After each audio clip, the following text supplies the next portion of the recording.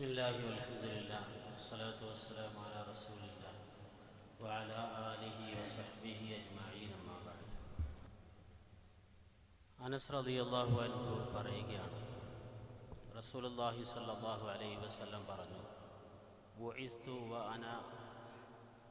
അന വസ്സാഅതു കഹാതൈനി. ഞാനും ലോകത്തിൻ്റെ അവസാനവും ഒരേപോലെ തീരുമാനിക്കപ്പെട്ട കാര്യങ്ങളാണ്. എന്ന് വെച്ചാൽ റസൂലുള്ളാഹി സ്വല്ലല്ലാഹു അലൈഹി വസല്ലം ലോകാവസാനത്തിൻ്റെ അടയാളമായി ഒന്നാമതായി എണ്ണിപ്പറഞ്ഞത് നബി സല്ലല്ലാഹു അലൈഹി വസല്ലമയുടെ നിയോഗമാണ്. മറ്റൊരു ഹദീസിൽ നമുക്കിങ്ങനെ കാണാൻ കഴിയും, നബി സല്ലല്ലാഹു അലൈഹി വസല്ലം രണ്ട് വിരലുകൾ ഇങ്ങനെ ചേർത്ത് പിടിച്ചുകൊണ്ട് പറഞ്ഞു, ഞാനും ലോകാവസാനവും ഇങ്ങനെയാണ്, അതുപോലെ ചേർത്ത് വയ്ക്കപ്പെട്ട കാര്യമാണ് എന്നർത്ഥം. നബി സല്ലല്ലാഹു അലൈഹി വസല്ലം തങ്ങളുടെ മറ്റ് പല വചനങ്ങളിലൂടെയും നമുക്കിത് കാണാൻ കഴിയും. ലോകാവസാനത്തിൻ്റെ ഒന്നാമത്തെ അറിയിപ്പായി നബി സല്ലല്ലാഹു അലൈഹി വസല്ലമ തങ്ങളുടെ നിയോഗത്തെ സംബന്ധിച്ചുള്ള പരാമർശം. ഇവിടെ നമുക്ക് മനസ്സിലാക്കാൻ കഴിയുന്നൊരു കാര്യം, ലോകാവസാനത്തിൻ്റെ അടയാളമായി പറയപ്പെടുന്ന കാര്യങ്ങളെല്ലാം മോശമായ കാര്യമാണ് എന്നൊരു ധാരണ പൊതുവേ ഉണ്ട്. ആ ധാരണയ്ക്കൊരു തിരുത്തലും കൂടിയാണ്. കാരണം നബി സല്ലല്ലാഹു അലൈഹി വസല്ലമയുടെ നിയോഗം ലോകത്തിൻ്റെ ഏറ്റവും വലിയ അനുഗ്രഹമാണ്. ലഖദ് മന്നല്ലാഹു അലൽ മുഅ്മിനീന ഇദ് ബഅസ ഫീഹിം റസൂലൻ മിൻ അൻഫുസിഹിം. ഒരു പ്രവാചകനെ അവരിൽ നിന്ന് തന്നെ അവരിലേക്ക് നിയോഗിച്ചത് അല്ലാഹു തആല മുഅ്മിനുകൾക്ക് ചെയ്ത വലിയ അനുഗ്രഹമായി വിശുദ്ധ ഖുർആൻ പറയുന്നുണ്ട്. അപ്പോൾ ലോകാവസാനത്തിൻ്റെ അടയാളം എന്നത് എല്ലാം മോശമായ കാര്യമാകണമെന്നില്ല. അതിൽ എല്ലാ തരത്തിലുള്ള കാര്യങ്ങളും ഉണ്ട്. സ്വാഭാവികമായും ലോകം പുറകോട്ട് പോകുന്നതിനനുസരിച്ച് അവസ്ഥകൾ മോശമായി തന്നെയാണ് വരിക. ആ നിലയ്ക്ക് കാര്യങ്ങൾ മോശമായ അവസ്ഥകളിലേക്ക് എത്താം. പക്ഷേ ലോകാവസാനത്തിൻ്റെ അടയാളമാണ് എന്നതിൻ്റെ പേരിൽ മാത്രം അത് അത്തരത്തിൽ മോശമാകണമെന്നില്ല.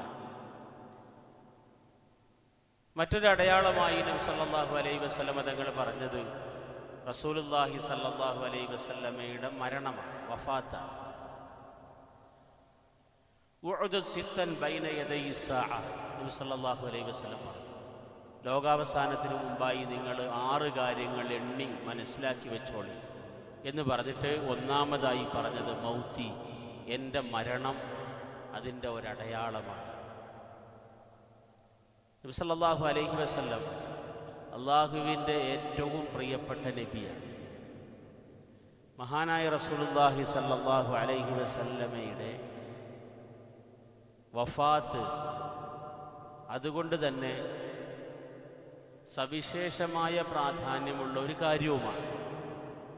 ലോകത്ത് എന്തെങ്കിലും നിലനിൽക്കണമായിരുന്നെങ്കിൽ, അവസാനിക്കാതെ നിലനിൽക്കണമായിരുന്നെങ്കിൽ അത് റസൂലുള്ളാഹി സല്ലല്ലാഹു അലൈഹി വസല്ലമ തങ്ങളായിരുന്നു ആകേണ്ടത്. ഇപ്പോൾ ലോകം അവസാനിക്കും, ലോകത്തിലുള്ള സകലതും അവസാനിക്കും എന്നതിനൊരു തെളിവായി അല്ലാഹു തആല നിശ്ചയിച്ചത് മഹാനായ റസൂലുള്ളാഹി സല്ലല്ലാഹു അലൈഹി വസല്ലമ തങ്ങളുടെ വിയോഗമാണ്. അല്ലാഹുവിന് ഏറ്റവും ഇഷ്ടപ്പെട്ട പ്രവാചകൻ പോലും ഈ ലോകത്തു നിന്നും യാത്രയായി പോയിട്ടുണ്ട് എങ്കിൽ മഹാനായ അലി റളിയല്ലാഹു അൻഹു ഒരു കവിതയിലൂടെ പറയുന്നുണ്ട്, ലോകത്തിലുള്ളതൊന്നും നിലനിൽക്കുകയില്ല, നിലനിൽക്കണമായിരുന്നെങ്കിൽ മഹാനായ റസൂലുള്ളാഹി സല്ലല്ലാഹു അലൈഹി വസല്ലം നിലനിൽക്കണമായിരുന്നു. അള്ളാഹുവിന് ഏറ്റവും ഇഷ്ടപ്പെട്ട പ്രവാചകൻ ഈ ലോകത്ത് നിന്ന് യാത്രയായെങ്കിൽ എല്ലാം അവസാനിക്കാനുള്ളതാണ്. നമുക്ക് ഓർമ്മയുണ്ടാവും, ഒരു പക്ഷേ ഒരു ISROയിൽ ഒരു ശാസ്ത്രജ്ഞനുമായി നടന്ന ഒരു അഭിമുഖം. മതവിശ്വാസികൾ പറയുന്നത് പോലെ ഈ ലോകം അവസാനിക്കുമോ എന്ന് തമാശയിൽ ചോദിക്കുമ്പോൾ അദ്ദേഹം പറഞ്ഞ മറുപടി ഇങ്ങനെയാണ്, എന്താ സംശയം, സൂര്യൻ കത്തിത്തീരാനായിരിക്കുന്നു, ലോകത്തിലുള്ളതെല്ലാം അവസാനിക്കും. അപ്പോൾ ഭൗതികമായ വീക്ഷണത്തിലൂടെ ചിന്തിക്കുന്നവരുടെ കാഴ്ചപ്പാടിലും ലോകം അവസാനിക്കുമെന്ന കാര്യത്തിലൊരു തർക്കവുമില്ലാത്ത കാര്യമായി മാറിക്കഴിഞ്ഞിരിക്കുകയാണ്. നബി സല്ലല്ലാഹു അലൈഹി വസല്ലം തങ്ങൾ എത്രയോ നൂറ്റാണ്ടുകൾക്ക് മുമ്പേ പറഞ്ഞു, ഈ ലോകം അവസാനിക്കും. അതിൻ്റെ ഒരടയാളമായി റസൂലുള്ളാഹി സ്വല്ലല്ലാഹു അലൈഹി വസല്ലം തങ്ങളുടെ വഫാത്ത് നമുക്ക് കാണാം. മഹാനായ അനസ് ഇബ്നു മാലിക് റളിയല്ലാഹു അൻഹു പറയുന്നുണ്ട്, മദീനയെ സംബന്ധിച്ചിടത്തോളം ഏറ്റവും സന്തോഷകരമായ ഒരു ദിവസം എൻ്റെ ഓർമ്മയിലുണ്ട്, ഏറ്റവും ദുഃഖകരമായ ദിവസവും എൻ്റെ ഓർമ്മയിലുണ്ട്. എൻ്റെ ഏറ്റവും ചെറിയ പ്രായത്തിലൊരിക്കൽ മഹാനായ റസൂലുള്ളാഹി സ്വല്ലല്ലാഹു അലൈഹി വസല്ലമ തങ്ങൾ മക്കയിൽ നിന്നും മദീനയിലേക്ക് കടന്നു വന്ന ആ സന്ദർഭമാണ് മദീനക്കാരെ ഏറ്റവും കൂടുതൽ ആഘോഷത്തോടുകൂടി ജീവിച്ച ഒരു ദിവസം, സന്തോഷത്തോടുകൂടി റസൂലിനെ വരവേറ്റ ദിവസം. طالع البدر علينا من ثنيات الوداع وجب الشكر علينا ما دعا لله داعي എന്ന് കവിത ഉച്ചരിച്ചുകൊണ്ട് മഹാനായ റസൂലുള്ളാഹി സ്വല്ലല്ലാഹു അലൈഹി വസല്ലമ തങ്ങളുടെ ആഗമനത്തെ സന്തോഷത്തോടെ എതിരേറ്റ ഒരു ദിവസം മദീനക്കാരുടെ ഏറ്റവും സന്തോഷം നിറഞ്ഞ ദിവസമായിരുന്നു. ഒരു ദിവസം മഹാനായ റസൂലുള്ളാഹി സ്വല്ലല്ലാഹു അലൈഹി വസല്ലമ തങ്ങൾ ലോകത്ത് നിന്നും യാത്രയായപ്പോൾ അത് മദീനയിലെ ഏറ്റവും ഇരുൾ മുറ്റിയ ദിവസമായി മാറിയെന്ന് അനസ് റളിയല്ലാഹു അൻഹു പറയാം. അപ്പോൾ സഹാബാക്കളെ സംബന്ധിച്ചിടത്തോളം അസഹ്യമായ ഒരു അനുഭവമായിരുന്നു റസൂലുള്ളാഹി സ്വല്ലല്ലാഹു അലൈഹി വസല്ലം തങ്ങളുടെ വിയോഗം. പക്ഷേ നബി സല്ലല്ലാഹു അലൈഹി വസല്ലം ഈ ലോകത്ത് നിന്ന് യാത്രയായി. ഈ ലോകത്തുള്ള എല്ലാം യാത്രയാകാനുള്ളതാണ്, അവസാനിക്കാനുള്ളതാണ്. നബി സല്ലല്ലാഹു അലൈഹി വസല്ലം തങ്ങൾ ഈ ലോകാവസാനത്തിൻ്റെ അടയാളമായി എണ്ണിയ മറ്റൊരു കാര്യം കുറച്ച് വിശാലമായ ഒരു വിഷയമാണ്. ചുരുക്കി പറയാം, ബൈത്തുൽ മുഖദ്ദസിൻ്റെ മോചനമാണ്. ബൈത്തുൽ മുഖദ്ദസ് എന്ന് പറയുമ്പോൾ ഫലസ്തീനിലുള്ള നാമെല്ലാം ഇന്ന് വാർത്തകളിൽ കൂടുതലായി ശ്രദ്ധിച്ചു കൊണ്ടിരിക്കുന്ന, വാർത്തയിൽ മാസങ്ങളായി വലിയ പ്രാധാന്യം നേടിക്കൊണ്ടിരിക്കുന്ന, നല്ല വർഷങ്ങളായി ചർച്ച ചെയ്യപ്പെട്ടുകൊണ്ടിരിക്കുന്ന ഒരു കാര്യമാണ് ഫലസ്തീനിലെ ബൈത്തുൽ മുഖദ്ദസ്. ഗസയുടെ പരിസരവുമായി ബന്ധപ്പെട്ടുള്ള വാർത്തകൾ ഇന്ന് ധാരാളമായി നമ്മൾ കേട്ടുകൊണ്ടിരിക്കുകയാണ്. മഹാനായ റസൂലുള്ളാഹി സ്വല്ലല്ലാഹു അലൈഹി വസല്ലമ തങ്ങളുടെ കാലഘട്ടത്തിൽ ബൈത്തുൽ മുഖദ്ദസ് ക്രിസ്ത്യാനികളുടെ കയ്യിലായിരുന്നു ഉണ്ടായിരുന്നത്. നബി സല്ലല്ലാഹു അലൈഹി വസല്ലം പറഞ്ഞു, ആ ബൈത്തുൽ മുഖദ്ദസ് മുസ്ലിമീങ്ങളുടെ കയ്യിലേക്ക് വരും ലോകത്തിൻ്റെ അവസാനത്തിന് മുമ്പ് എന്ന് പറഞ്ഞു. പക്ഷേ അത് വളരെ സമീപ കാലഘട്ടത്തിൽ തന്നെ സംഭവിച്ചു എന്നുള്ളതാണ്. നബി സല്ലല്ലാഹു അലൈഹി വസല്ലമ തങ്ങളുടെ മദീന ജീവിതത്തിൻ്റെ അവസാന കാലഘട്ടത്തിൽ ആ സമയത്ത് നാട്ടിലുള്ള പ്രഗത്ഭരായ രാജാക്കന്മാർക്കെല്ലാം കത്തുകൾ അയച്ചിരുന്നു. അങ്ങനെ ഒരു കത്ത് അപ്പോൾ ഫലസ്തീൻ ഉൾക്കൊള്ളുന്ന പ്രദേശമായ ഷാമിൻ്റെ അഥവാ റോമിൻ്റെ ഭരണാധികാരിയായ ഹിർക്കൽ ചക്രവർത്തിയുടെ കയ്യിലുമെത്തി. ഹിർക്കൽ ചക്രവർത്തി റസൂലുള്ളാഹി സ്വല്ലല്ലാഹു അലൈഹി വസല്ലമ തങ്ങളുടെ കത്ത് കയ്യിൽ കിട്ടിയപ്പോൾ മക്കക്കാരായ ആരെങ്കിലും സമീപ പ്രദേശത്തുണ്ടോ എന്ന് അന്വേഷിച്ചു. ആ സമയത്ത് ഹിർക്കൽ ചക്രവർത്തി ഇന്നത്തെ ഫലസ്തീനിലാണുള്ളത്, ബൈത്തുൽ മുഖദ്ദസിന്റെ പരിസരത്ത് തന്നെയാണുള്ളത്. മക്കക്കാരെങ്കിലും പരിസരത്തുണ്ടോ എന്ന് അന്വേഷിച്ചപ്പോൾ അബൂ സുഫിയാനും സംഘവും അവിടെ കച്ചവടത്തിന് വേണ്ടി എത്തിയ സന്ദർഭമാണ്. അന്വേഷിച്ചു വന്ന സംഘം ഈ മക്കക്കാരായ കച്ചവട സംഘത്തെ പിടിച്ചുകൊണ്ടുപോയി ഹിർക്കൽ ചക്രവർത്തിയുടെ അടുക്കൽ. രാജാവ് അബൂ സുഫിയാനോ സംഘത്തോടും ചില ചോദ്യങ്ങൾ ചോദിച്ചു. ഈ പ്രവാചകനെ നിങ്ങൾ അറിയുമോ? ഈ പ്രവാചകന്റെ കുടുംബത്തിന്റെ സവിശേഷത എന്താണ്? ഈ വ്യക്തിയുടെ പ്രവാചകത്വം വാദിക്കുന്ന വ്യക്തിയുടെ പരമ്പരയിൽ മുമ്പ് ആരെങ്കിലും രാജാക്കന്മാരായിട്ടുണ്ടായിരുന്നോ? ഇദ്ദേഹം മുമ്പെന്തെങ്കിലും കളവ് പറഞ്ഞിട്ടുണ്ടോ? ഇദ്ദേഹത്തിനോടൊപ്പം കൂടുന്ന അനുയായികൾ സാധുക്കളാണോ അതോ സമ്പന്നരും വലിയ ഉയർന്ന ആൾക്കാരുമാണോ? ഇദ്ദേഹത്തോടൊപ്പം കൂടിയതിനു ശേഷം ആരെങ്കിലും അദ്ദേഹത്തെ വിട്ടു പോകാറുണ്ടോ? എന്നിങ്ങനെ കുറേയേറെ അടയാളങ്ങൾ എണ്ണി രാജാവ് അബൂ സുഫിയാനോട് ചോദിച്ചു. അബൂ സുഫിയാൻ അതിനെല്ലാം മറുപടി പറഞ്ഞു. അദ്ദേഹം മക്കയിലെ ഏറ്റവും ഉന്നത കുലജാതനാണ്, ഖുറൈശിയാണ് അദ്ദേഹം. അദ്ദേഹത്തിൻ്റെ ജീവിതത്തിൽ എന്തെങ്കിലും കളവ് പറഞ്ഞതായി ഞങ്ങളുടെ അനുഭവത്തിലില്ല. ചതിയോ വഞ്ചനയോ നടത്തിയതായി ഞങ്ങളുടെ അനുഭവത്തിലില്ല. സാധാരണക്കാരാണ് അദ്ദേഹത്തെ പിന്തുടരുന്നത്, അനുയായികൾ സാധാരണക്കാരാണ്. അദ്ദേഹത്തോടൊപ്പം കൂടിയവരാരും അദ്ദേഹത്തെ വിട്ടുപോകാറില്ല എന്നിങ്ങനെ ചോദ്യങ്ങൾക്കെല്ലാം മറുപടി പറഞ്ഞു അബൂ സുഫിയാൻ. ഈ മറുപടികളെല്ലാം കേട്ടിട്ട് രാജാവ് പറഞ്ഞു, നിങ്ങൾ പറഞ്ഞത് സത്യമാണെങ്കിൽ സയംലികു മൗദിഅ ഖദമയ്യ ഹാതൈൻ എന്നാണ് അന്ന് ഫലസ്തീനിന്റെ ബൈത്തുൽ മുഖദ്ദസിന്റെ അധികാരിയായിരുന്ന രാജാവ് പറഞ്ഞത്. സയംലികു മൗദിഅ ഖദമയ്യ ഹാതൈൻ, ഇന്ന് ഞാൻ കാല് ചവിട്ടി നിൽക്കുന്ന ഈ സ്ഥലം അദ്ദേഹത്തിന്റെ കീഴിലേക്ക് പോകും അധികം താമസിയാതെ എന്ന് അദ്ദേഹം അന്ന് ഹിർക്കൽ രാജാവ് പറഞ്ഞു. കാരണം അദ്ദേഹത്തിന് ബൈബിളിനെ സംബന്ധിച്ച് കൃത്യമായ അറിവുണ്ടായിരുന്നു. ബൈബിൾ വെച്ചുള്ള അദ്ദേഹത്തിൻ്റെ പഠനത്തിൻ്റെ അടിസ്ഥാനത്തിൽ ബൈത്തുൽ മുഖദ്ദസ് നിലനിൽക്കുന്ന സ്ഥലം ക്രിസ്ത്യാനികളുടെ ആധിപത്യത്തിൽ നിന്നും നഷ്ടപ്പെട്ടു പോകുമെന്നും മറ്റൊരാളുടെ അധികാരത്തിലേക്ക് അത് മാറുമെന്നുമെല്ലാമുള്ള കൃത്യമായ അറിവുണ്ട്. അന്ത്യപ്രവാചകൻ വരാനുള്ള സമയമായി എന്നുള്ളതെല്ലാം അദ്ദേഹം കൃത്യമായി മനസ്സിലാക്കി വെച്ചിരിക്കുകയാണ്. ഇമാം ബുഖാരി റഹ്മത്തുള്ളാഹി അലൈഹി സഹീഹുൽ ബുഖാരിയിൽ ഉദ്ധരിക്കുന്ന വളരെ വിശാലമായൊരു ഹദീസിൻ്റെ വളരെ ചുരുങ്ങിയ ആശയമാണ് ഞാൻ പറഞ്ഞത്. അങ്ങനെ മഹാനായ റസൂലുള്ളാഹി സ്വല്ലല്ലാഹു അലൈഹി വസല്ലമ തങ്ങൾ ഫലസ്തീൻ ഉൾപ്പെടുന്ന ബൈത്തുൽ മുഖദ്ദസ് മുസ്ലിമീങ്ങളുടെ കീഴിലേക്ക് വരും എന്ന് പ്രവചിച്ചിരുന്നു. ഹിജ്റ 13 ഉമർ അൽ ഫാറൂഖ് റളിയല്ലാഹു അൻഹുവിന്റെ കാലഘട്ടത്തിൽ ബൈത്തുൽ മുഖദ്ദസ് മുസ്ലിമീങ്ങളുടെ കീഴിലേക്ക് വരികയും ചെയ്തു. ഒരു റമദാൻ മാസത്തിലാണ്, റമദാൻ 13 എന്നാണ് കാണുന്നത്. അബൂബക്കർ സിദ്ദീഖ് റളിയല്ലാഹു അൻഹുവിന്റെ കാലഘട്ടത്തിൽ തന്നെ ഈ പ്രദേശങ്ങളിലേക്കെല്ലാം ഇസ്ലാമികമായ സൈന്യങ്ങൾ നീങ്ങിയിട്ടുണ്ടായിരുന്നു. പക്ഷേ ഉമർ ബിൻ ഖത്താബ് റളിയല്ലാഹു അൻഹുവിന്റെ കാലമായപ്പോൾ ബൈത്തുൽ മുഖദ്ദസ് നിൽക്കുന്ന പ്രദേശത്ത് അബൂ ഉബൈദത്ത് ബിൻ ജറാഹ് റളിയല്ലാഹു അൻഹുവിന്റെ നേതൃത്വത്തിലുള്ള മുസ്ലിം സൈന്യം എത്തിച്ചേർന്നു. ആദ്യം അംർ ബിൻ ആസ് റളിയല്ലാഹു അൻഹുവിന്റെ നേതൃത്വത്തിലുള്ള സൈന്യമാണ് അവിടെ എത്തിയത്. പോഷക സൈന്യമായി അബൂ ഉബൈദത്ത് റളിയല്ലാഹു അൻഹുവിന്റെ സൈന്യവും എത്തി. രണ്ടാമത്തെ സൈന്യത്തിന്റെ വരവറിഞ്ഞപ്പോൾ അവിടെ ഉണ്ടായിരുന്ന പാതിരിമാർ പറഞ്ഞു, അവരുടെ യഥാർത്ഥ ഖലീഫയാണ് രണ്ടാമത്തെ സൈന്യത്തിന്റെ നേതാവായി വന്നിട്ടുള്ളതെങ്കിൽ ഇനി നമ്മൾ യുദ്ധത്തിന് നിന്നിട്ട് കാര്യമില്ല, തീർച്ചയായും നമ്മൾ പരാജയപ്പെടും. അതിൻ്റെ ബൈത്തുൽ മുഖദ്ദസ് കീഴ്പ്പെടുത്തുന്ന മുസ്ലിം ഭരണാധികാരിയുടെ രൂപങ്ങളെല്ലാം അവരുടെ പാതിരിമാർക്ക്, പണ്ഡിതന്മാർക്ക് അറിയാമായിരുന്നു. മഹാനായ ഉമർ റളിയല്ലാഹു അൻഹുവിൻ്റെ കൃത്യമായ രൂപങ്ങൾ അവരുടെ അറിവിലുണ്ടായിരുന്നു എന്നാണ് ഇസ്ലാമിക ചരിത്രത്തിൽ നമുക്ക് വായിക്കാൻ കഴിയുന്നത്.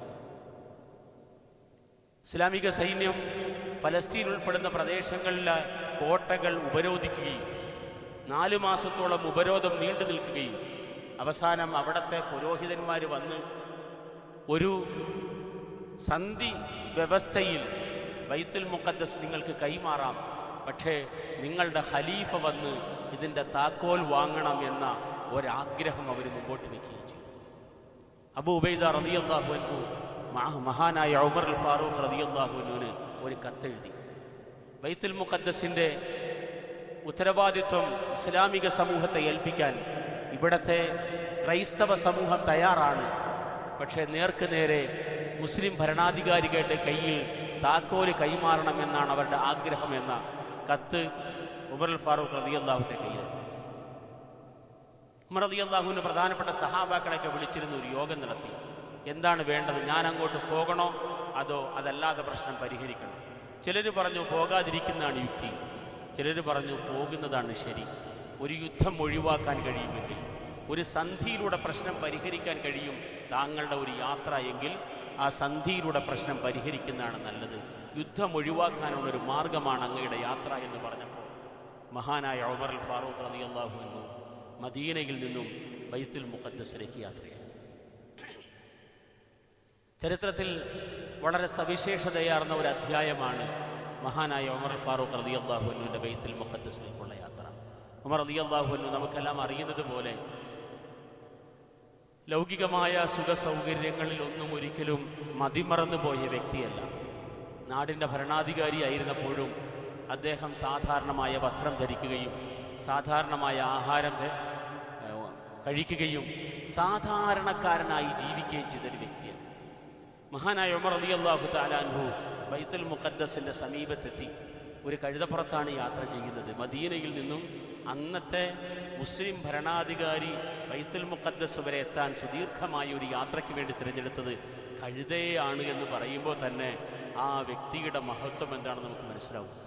ഉമർ റളിയല്ലാഹു അൻഹു ആ കഴുതപ്പുറത്ത് യാത്ര ചെയ്ത് അവിടെ എത്തുകയാണ്. ചില ചരിത്രത്തിൽ നമുക്ക് കാണാൻ കഴിയുന്നത് കൂടെ അദ്ദേഹത്തിൻ്റെ ഒരു ഭൃത്യനുമുണ്ടായിരുന്നു. രണ്ടാളും മാറി മാറിയാണ് യാത്ര ചെയ്യുന്നത്. ഒരു കഴുതപ്പുറത്ത് രണ്ടാൾക്ക് യാത്ര ചെയ്യാൻ കഴിയില്ല. ഒരാൾ യാത്ര ചെയ്യുമ്പോൾ മറ്റേയാൾ നടക്കും. ഇങ്ങനെ നടന്നും യാത്ര ചെയ്തും ഉമർ റളിയല്ലാഹു അൻഹു അവിടെ എത്തി. ഈ സ്ഥലത്ത് ഉദ്ദേശ സ്ഥലത്തെത്തിയപ്പോൾ തൻ്റെ ഭൃത്യൻ്റെ ഊഴമായിരുന്നു. അദ്ദേഹം ഉമർ റളിയല്ലാഹു അൻഹുവിനോട് എല്ലാവരും കാണുന്ന ഒരു രംഗമാണ്, അതുകൊണ്ട് നിങ്ങൾ യാത്ര ചെയ്യണം, ഞാൻ നടന്നുകൊള്ളാമെന്ന് പറഞ്ഞപ്പോഴും ഉമർ റളിയല്ലാഹു അൻഹു സ്വീകരിച്ചിട്ടില്ല എന്നാണ് ചരിത്രത്തിൽ നമ്മൾ കാണുന്നത്. അബൂ ഉബൈദ റളിയല്ലാഹു അൻഹു പോലുള്ള സഹാബാക്കൾ ഉമർ റളിയല്ലാഹുവിൻ്റെ അടുക്കൽ വന്ന് നിങ്ങളുടെ വസ്ത്രമൊക്കെ ഒന്ന് മാറ്റി നല്ലൊരു വാഹനത്തിൽ കയറി നിങ്ങൾ അങ്ങോട്ട് പോകണമെന്ന് ആവശ്യപ്പെട്ടപ്പോൾ മഹാനായ ഉമർ റളിയല്ലാഹു അൻഹു പറഞ്ഞു, അബൂ ഉബൈദ, നമ്മൾ ഒരിക്കലും ബാഹ്യമായ കോലം കൊണ്ട് എവിടെയും എത്തിയവരല്ല. നല്ല വസ്ത്രം കൊണ്ടൊന്നും അല്ല നമ്മളൊന്നും ആയത്. നല്ല വാഹനം കൊണ്ടും നമ്മൾ എവിടെയും എത്തിയിട്ടില്ല. നമ്മൾ അള്ളാഹുവിൻ്റെ അടുക്കലുള്ള അംഗീകാരം നേടിയെടുത്തത് വിശ്വാസത്തിൻ്റെ കരുത്തുകൊണ്ടും ആ വിശ്വാസത്തിനനുസരിച്ചുള്ള ജീവിതം കൊണ്ടുമാണ്. അതുകൊണ്ട് ബാഹ്യമായ പ്രകടനങ്ങളുടെ പിറകെ പോകാൻ ഞാനില്ല എന്ന് മഹാനായ ഉമർ റളിയല്ലാഹു തആല അൻഹു പറഞ്ഞത് ചരിത്രത്തിൽ രേഖപ്പെടുത്തപ്പെട്ട് കിടക്കുന്ന ഒരു മഹത്തായ അധ്യായമാണ്. മഹാനായ ഉമർ ഇബ്നുൽ ഖത്താബ് റളിയല്ലാഹു തആല അൻഹു നേരെ അവിടെ ചെല്ലുകയും ബൈത്തുൽ മുഖദ്ദസിൻ്റെ അധികാരം അല്ലെങ്കിൽ ഉത്തരവാദിത്വം ഏറ്റെടുക്കുകയും ചെയ്തു. ആ സന്ദർഭത്തിൽ നമുക്ക് കാണാൻ കഴിയും മഹാന്മാരായ അമ്പിയാക്കളിലൂടെ നിർമ്മിക്കപ്പെട്ട ആ പള്ളി ജൂത സമൂഹം അതിനെ വളരെ ബഹുമാനത്തോടു കൂടി കണ്ടിരുന്നതാണ്. പക്ഷേ ക്രിസ്തീയ സമൂഹത്തിൻ്റെ കയ്യിലേക്ക് എത്തിയപ്പോൾ അവരുടെ വേസ്റ്റ് ഇടാൻ വേണ്ടിയാണ് അത് ഉപയോഗിച്ചിരുന്നതെന്നാണ് ചരിത്രത്തിൽ നിന്ന് കാണാൻ കഴിയുന്നത്. ഉമർ റളിയല്ലാഹു അൻഹു ആ സ്ഥലം കണ്ടെടുത്ത് അത് വൃത്തിയാക്കി അത് നമസ്കാര യോഗ്യമാക്കി മാറ്റിയതായിട്ടൊക്കെ നമുക്കതിൻ്റെ വിശദീകരണത്തിൽ കാണാം. മഹാനായ ഉമർ റളിയല്ലാഹു തആല അൻഹു ബൈത്തുൽ മുഖദ്ദസ് ഇസ്ലാമിക സമൂഹത്തിൻ്റെ കയ്യിലെത്തിക്കഴിഞ്ഞപ്പോൾ വളരെ ദീർഘമായൊരു കത്തെഴുതി. ആ കത്തിനകത്ത് അതിൻ്റെ സംക്ഷിപ്ത രൂപം ഇങ്ങനെ നമുക്ക് മനസ്സിലാക്കാം. ഈ സ്ഥലത്ത് എല്ലാവരും സ്വതന്ത്രരായിരിക്കും, എല്ലാവർക്കും അവരവരുടേതായ കാര്യങ്ങൾ നിർവഹിച്ചു പോകാനുള്ള സ്വാതന്ത്ര്യം ഇവിടെ ഉണ്ടാവും. ആർക്കും ആരുടെ മേലും അടിച്ചേൽപ്പിക്കലോ അധികാരമോ ഇല്ല. അവിടെയുള്ള ക്രിസ്തീയ സമൂഹത്തിൻ്റെ പൂർണ്ണമായ സ്വാതന്ത്ര്യം അംഗീകരിച്ചു കൊടുത്തുകൊണ്ട് മഹാനായ ഉമർ റളിയല്ലാഹു അൻഹു വ്യവസ്ഥ ചെയ്തതായിട്ട് നമുക്ക് കാണാം. അന്നു മുതൽ ഇങ്ങോട്ട് ബൈത്തുൽ മുഖദ്ദസിൻ്റെ ചരിത്രം നമ്മൾ വായിച്ചാൽ സമാധാനപരമായ ഒരു കാലം ബൈത്തുൽ മുഖദ്ദസിലുണ്ടായിരുന്നത് ഇസ്ലാമിക സമൂഹത്തിൻ്റെ കയ്യിൽ ഫലസ്തീൻ ഉണ്ടായിരുന്ന കാലഘട്ടത്തിലാണ് എന്ന് ഇസ്ലാമികേതര ചരിത്രകാരന്മാർ പോലും രേഖപ്പെടുത്തിയതായിട്ട് നമുക്ക് കാണാൻ കഴിയും. ഉമർ റളിയല്ലാഹുവിൻ്റെ കാലഘട്ടത്തിന് ശേഷം കുരിശി യോദ്ധാക്കളുടെ കാലം വരുന്നത് വരെ മുസ്ലിമീങ്ങളുടെ കയ്യിലാണ്. സമാധാനപരമായിരുന്നു അവിടുത്തെ അന്തരീക്ഷം.